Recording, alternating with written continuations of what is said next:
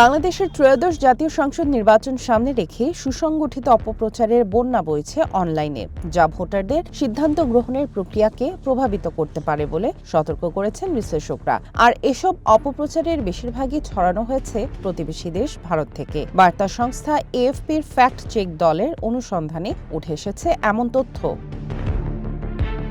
২৪-এর গণঅভ্যুত্থানে সাবেক প্রধানমন্ত্রী শেখ হাসিনার পতনের পর এটি বাংলাদেশের প্রথম নির্বাচন। এএফপি বলছে, অনলাইনে জনমত প্রভাবিত করতে কৃত্রিম বুদ্ধিমত্তা বা এআই দিয়ে উন্নত মানের ভুয়া ছবি ছড়ানো হয়েছে। এটি এতটাই প্রকট আকার ধারণ করেছে যে ভুয়া কন্টেন্ট রোধে একটি বিশেষ ইউনিট গঠন করেছে কর্তৃপক্ষ। এই অপপ্রচারের একটি বড় অংশই বাংলাদেশের সংখ্যালঘুদের ওপর হামলার দাবিকে কেন্দ্র করে ছড়ানো হচ্ছে।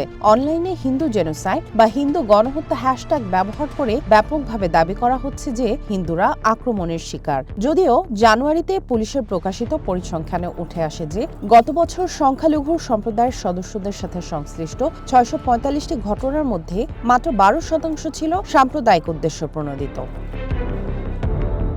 ২০২৪ সালের অগাস্ট থেকে ২০২৬ সালের জানুয়ারি পর্যন্ত সামাজিক মাধ্যম এক্সে হিন্দু জেনোসাইড দাবি করে করা প্রায় ৭ লাখ পোস্ট শনাক্ত করেছে আমেরিকা ভিত্তিক গবেষণা সংস্থা Center for the Study of Organized Hate. ১,৭০,০০০-এর বেশি অ্যাকাউন্ট থেকে ছড়ানো হয়েছে এসব পোস্ট। সংস্থাটির প্রধান এএফপিকে জানান, এই কন্টেন্টগুলোর ৯০%-এরও বেশি ভারত থেকে তৈরি করা হয়েছে। এছাড়া ব্রিটেন, আমেরিকা ও কানাডার হিন্দুত্ববাদী নেটওয়ার্কও এসব কন্টেন্ট পোস্ট করেছে।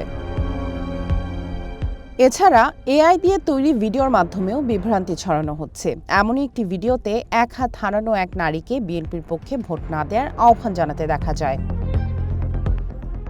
এএফপি ফ্যাক্ট চেক এমন বেশ কিছু ভুয়া ভিডিও শনাক্ত করেছে যেগুলো হাজার হাজার বার শেয়ার করা হয়। ইউটিউব, ফেসবুক, টিকটক এবং ইনস্টাগ্রামে এআই দিয়ে তৈরি শত শত ভিডিওর বেশিরভাগই সতর্কবার্তা যুক্ত নেই। ঢাকা ভিত্তিক গবেষণা প্রতিষ্ঠান ডিজিটালি রাইটের প্রধান এএফপিকে বলেন, বিনামূল্যে পাওয়া এআই টুলের মাধ্যমে এখন নিখুঁত ভুয়া ভিডিও তৈরি করা সহজ হয়ে গেছে। এই অপপ্রচারের অধিকাংশ ভারত থেকে তৈরি হলেও এর পেছনে ভারত সরকারের সরাসরি কোনো হাত থাকার প্রমাণ পাওয়া যায়নি বলে জানাচ্ছেন বিশ্লেষকরা।